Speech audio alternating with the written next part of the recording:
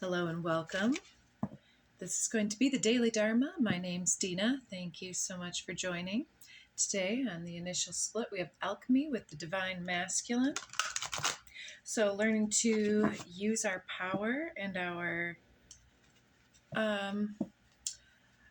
attributes, skills, many other things in conjunction with the flow and the demands of situations. Soul time with Cosmic Flower. I think that is speaking about spending a little time reflecting upon the changes that are coming in and how we can flow with them. Yep, and then we have Coherence slipped off to reveal Merkaba over here and Soul Time here. So yeah, understanding the influence that we hold over situations. One more. Now Gaia with Coherence. So we're receiving a lot of messages, and in the pre-shuffle on my other deck here I kept getting fairy magic and it keeps coming up, and I'm wondering if it's going to show itself again. It kind of seems like that Gaia is trying to speak with us about some new or renewed gifts, talents, and whatnot. So we have fertility popping out, 27. And under the deck, authority, number 10. So yeah, fertility is all about, to me, creativity and being able to influence what's going on and to create growth in our life and around us. All things beginning to bloom. Compassion, 15. There's the Divine Feminine, 21. Oh, 2 came out. Passion and Universal Love. I'll just slide these down. So I like it when compassion and passion come out together. So passion doesn't only, of course, mean sensual, sexual energy, but along the same lines, that inner spark, the inner flame of spirit residing within this meat suit that we are here experiencing. That is also passion. It's the connection to the all that is through that spark and that flame. And so it seems that we're being re-inspired to upgrade our passionate essence into higher vibrational resonance with earth, with flow, with our magic itself. And so then the passion is taking the form of compassion, and so greater empathy.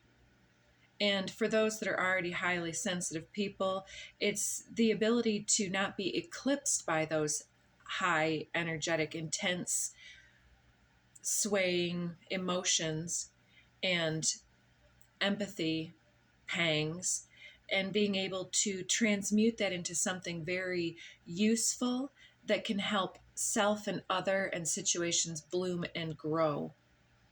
So we're activating some type of circumstance in our life. So compassion says the frequency of compassion supports our ability to stand by others without judgment and to be the divine mediator between heaven and earth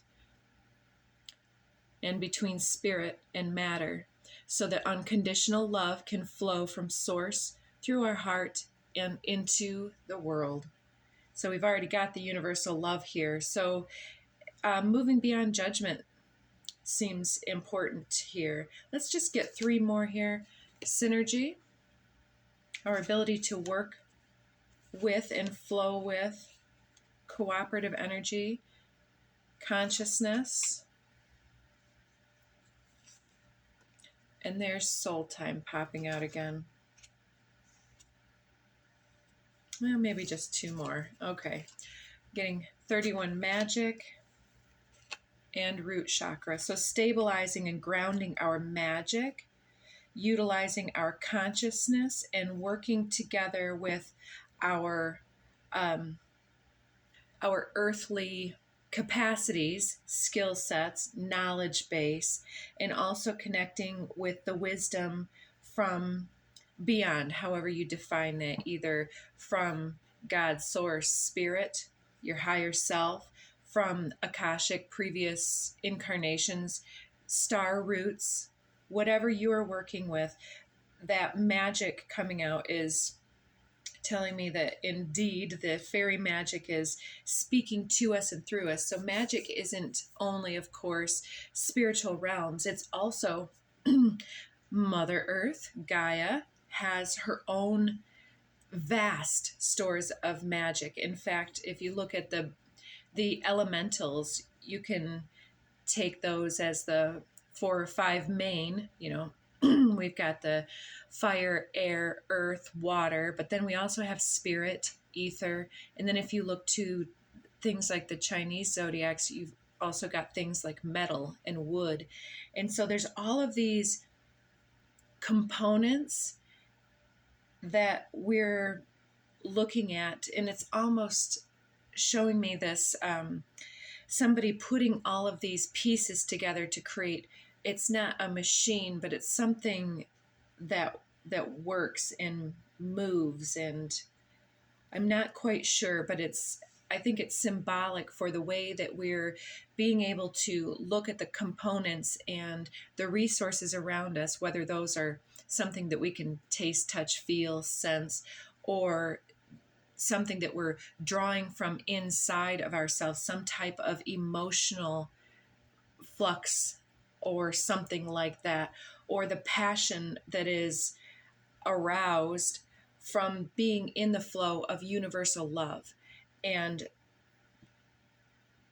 I just distracted myself. There was here we have Fearless on the bottom of the deck. I did shuffle these, but Fearless was on the bottom when I picked it up the first time. And then Love popped out, and then Fairy Magic.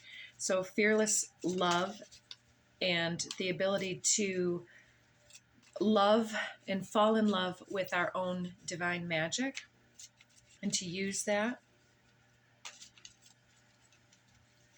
So we do have, it's in, right now at the time of this broadcast, we're filming between the lunar eclipse and the solar eclipse. So the solar eclipse is happening at 19 degrees, 24 minutes of Aries, coming up on April 8th of 2024. And then following that, one of the big conjunctions, we have Jupiter and Uranus meeting up on April 20th, I think around the 21st degree of Taurus. And Uranus has been transiting Taurus for some time, which is helping us to move out of our old comfort or discomfort zones, shaking us up, helping us to see alternative methods, and pushing us sometimes to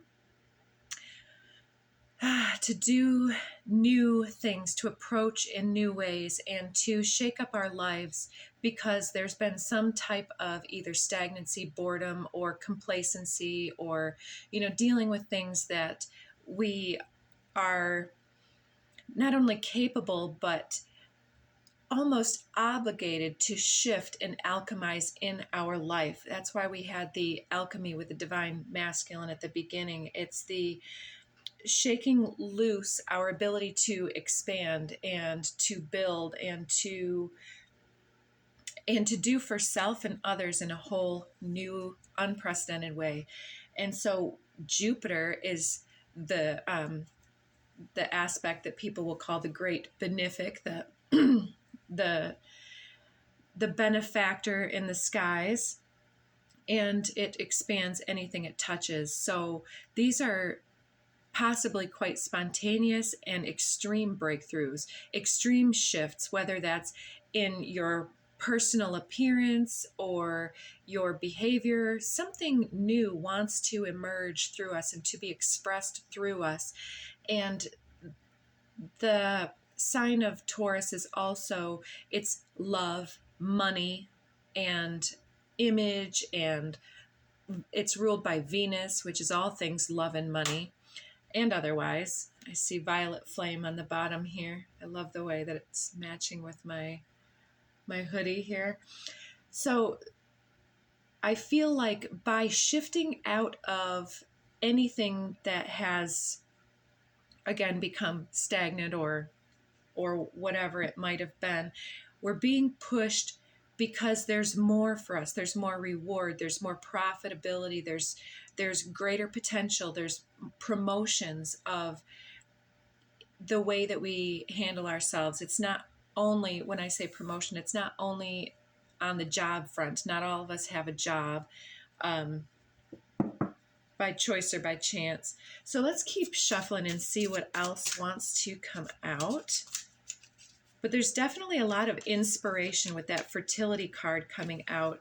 We're being pushed to recognize how our energy can be transmuted, how our fluctuations at the, with the eclipse, if any of you are highly sensitive, which many of you viewing this will be, the eclipses really can bring out moodiness and extreme emotion and nostalgia, hope, fear. And some of those fears aren't unfounded, but they come up to remind us that there's so much more life to be lived, and there's so many more options than the double option. What's that? Where somebody presents you only with two things. Well, you can either do this or do that. But if you look deeper, there's way more options than that. So the one that flipped out is the Up card. I like this for a number of reasons, but I mean, personally, with what's already on the board here, it seems to me almost phallic, but it doesn't seem that way. The image looks that way, but to me, it's almost like drawing the self upward, outward, standing up and ascending into our capacity. And it comes over fertility and compassion here. So there's something that's helping us to move up a ladder of success in some type of a way, whether this does happen because of your job or your spiritual gifts or something else.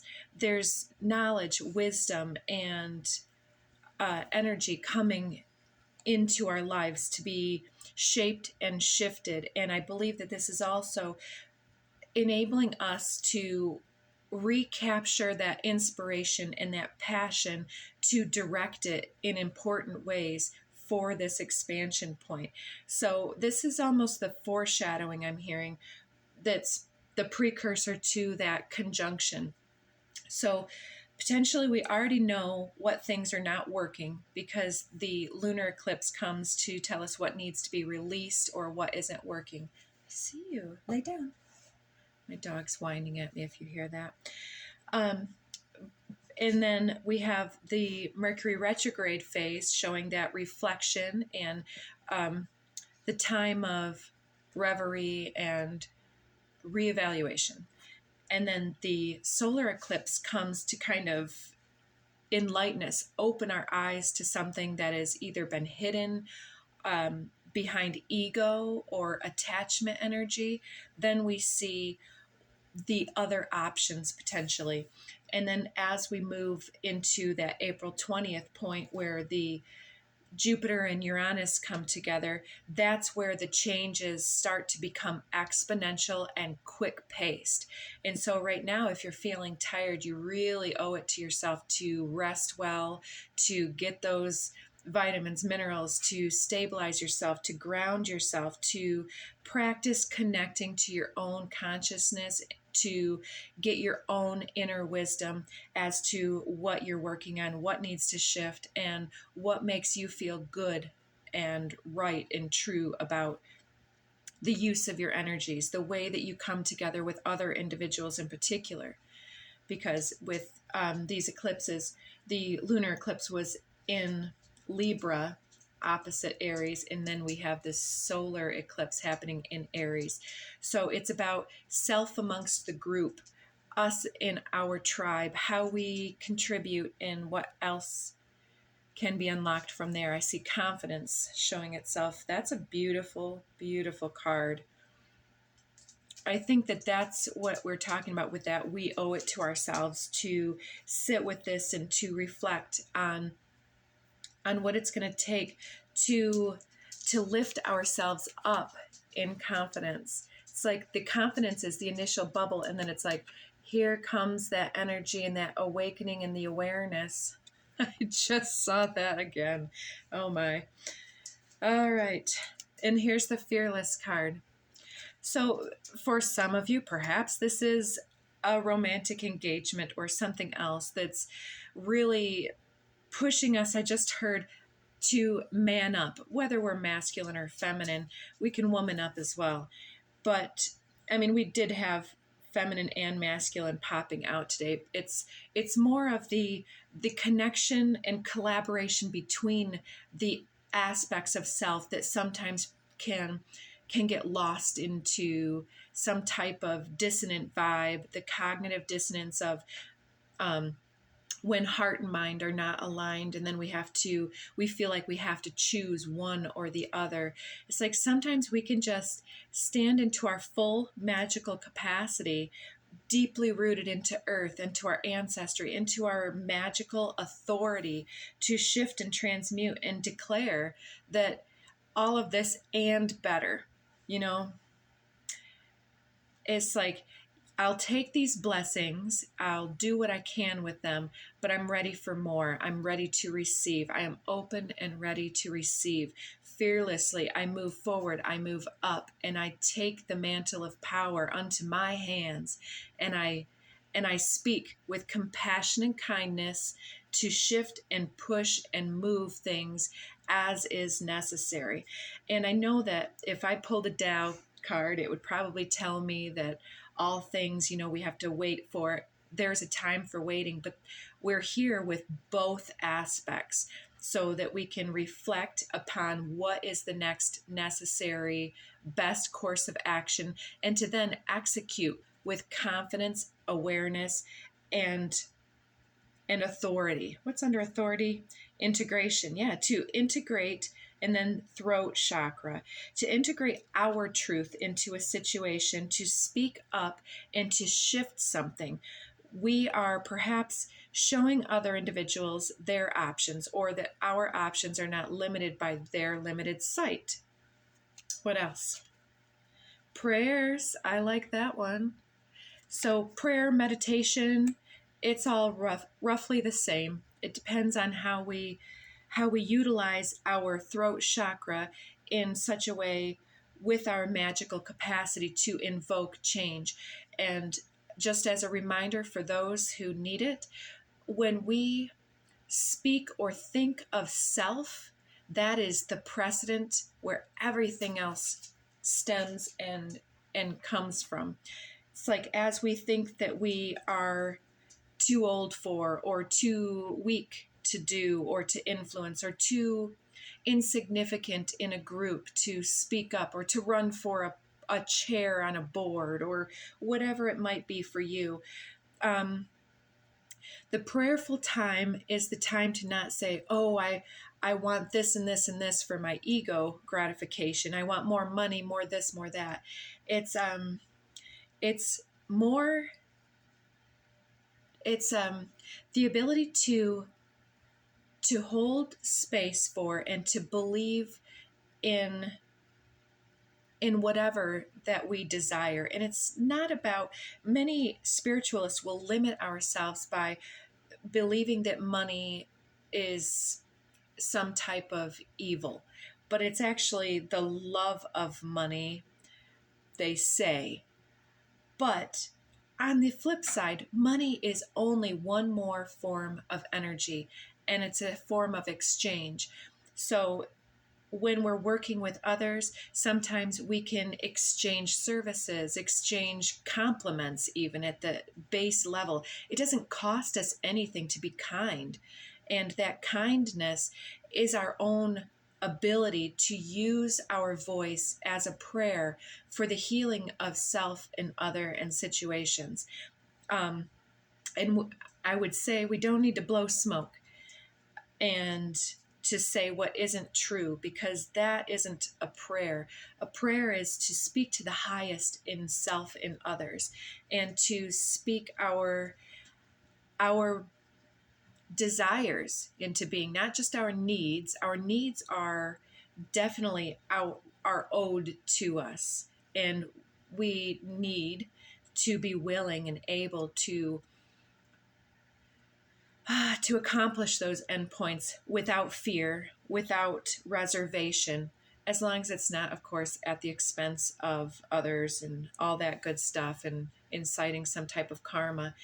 But, we can all ask for the money that is both necessary as well as desired, so that we have not only the ability to provide for ourselves, but the ability to enjoy life, the ability to take a vacation, to go someplace unknown.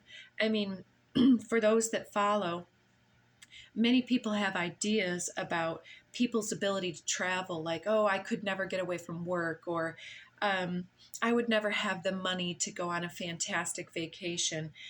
But there are ways, there are things that we can win, trips that we can win, lotteries of various sources, and there are other gifts that can come to us. And some of those gifts are our inner gifts that, as we bring them forward, we can ask for some type of energetic exchange. And some of those people have nothing to give but money.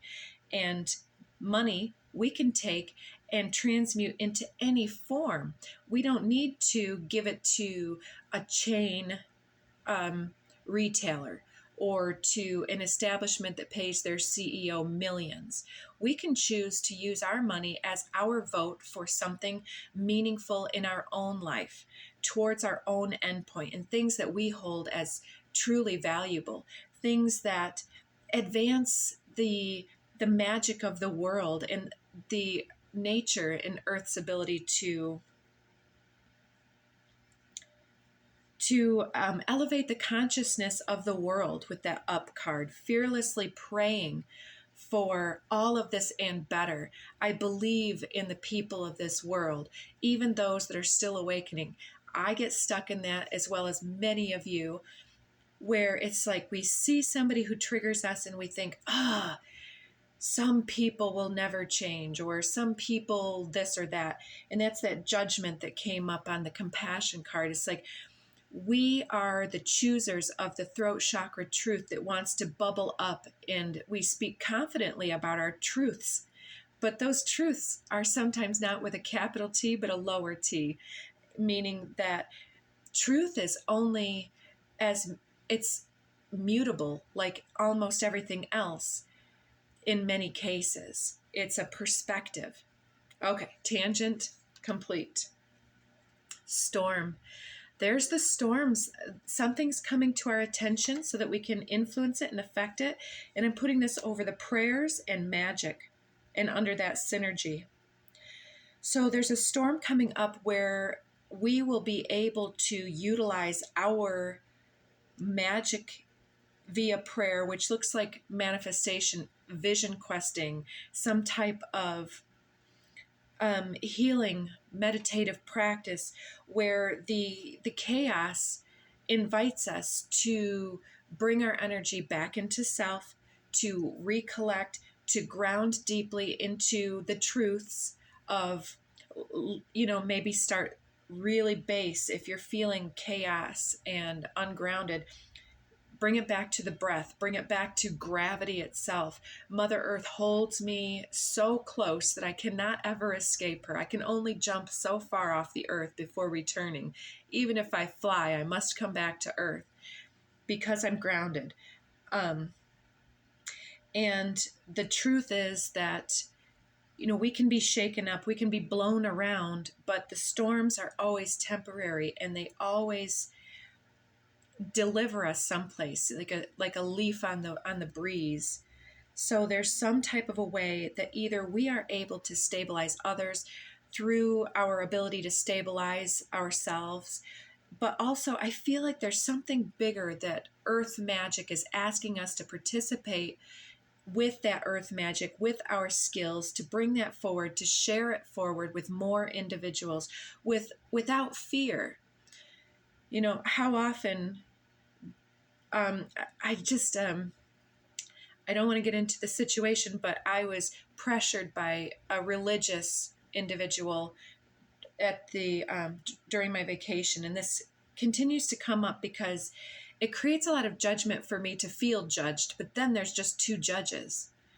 And there's a way that that aggravation that's riled up can become transmuted into greater love. And this came up because in my mind I was thinking yet again that sometimes I don't feel comfortable telling a stranger on the street, hey, yeah, I'd rather celebrate some pagan stuff than some of these holiday traditions, because knowing what I know, it no longer makes sense. But that doesn't mean I don't like God, right? And I say God with almost, it's such a tangent. I don't use it religiously. I use it as the force of universal love and compassion in our ability to love others rather than to judge others, because it's not for us to judge them. That only dissipates and wastes our energy in earthly distraction, the cognitive dissonance of judgment. Because discernment is good, seeing what's right for us and what's not resonant with us. But judgment takes us in a whole new dimension. So I'll leave that for you. Surfacing. I haven't seen this card yet, I don't believe. Look at that. That's very interesting. So something is coming up to the surface to be revealed. Maybe there's something that you don't share even with friends and family very much about your magical capacity and how you spend your time.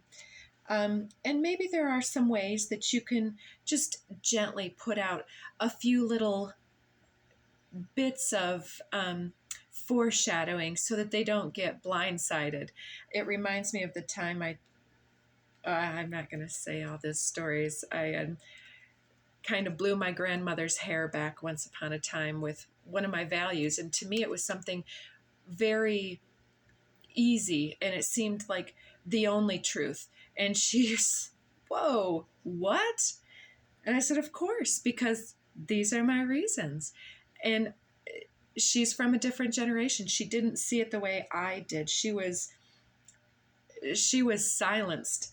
I'm seeing malachite. I don't know if any of you guys are working with gemstones, but I'm seeing some tumbled banded malachite and some fuchsite and perhaps ruby. I don't know if those will be something you work with. And here we have the innocence card. It's almost like those innocent admonitions, like I'm saying with that, speaking to my grandmother in that time. It helps us when we can understand that everybody is just operating from their base of knowledge, and that we don't need to continue to be tainted or jaded by our beliefs or fears about other individuals, about the storms, because right now this world it looks chaotic, but has it ever not been chaotic? Perhaps before we became so intelligent, there was more wisdom in earth magic. Reminds me of the book I read, which was talking about Native American shamanic medicines and the influence of religion and reservations. It's and also we were talking this weekend also about a movie, Hidden Figures. Amazing. Check it out if you're inclined. About segregation in the U.S. And anyways, there's something here about our universal love staying untainted and purifying our energies. That word purification is really extremely intense for me right now, hitting me almost solar plexus, below the heart, just barely. It wants to bring that confidence and those beliefs that I'm feeling passionate about, and to attempt to be gentle with the individuals that are still mired in judgments themselves, and to innocently help them to encounter greater truth without being retaliatory or aggressive. Frequency shift. Yeah, we're frequency shifters here. We can shift our own at will. We know the drill. We know how. And it's like we're ready to release something that has held us back, some type of early judgment based on our experience, which seemed like truth. But as we shift, it can no longer reside with the other upgraded frequencies. Upgraded release of fear is untethering us from those previous storms, purifying our energy, and our magic is surfacing here. All right, one more with that frequency shift. Recognition. Look at that yellow energy. Oh, I just got the blast further into the heart area. Yeah, it feels good to deliver this message today. There's some feel more prominent than others.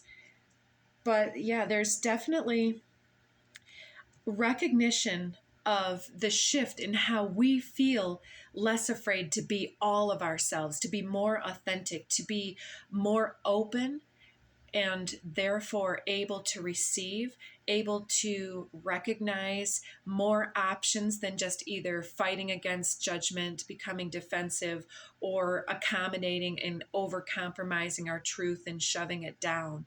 It's like those early wounding messages or socialization of, well, it's not okay to say this in public, or, people will judge you for this, don't do that. It's like should, would, could. When is it time for us to bring all of ourselves forward? Right now.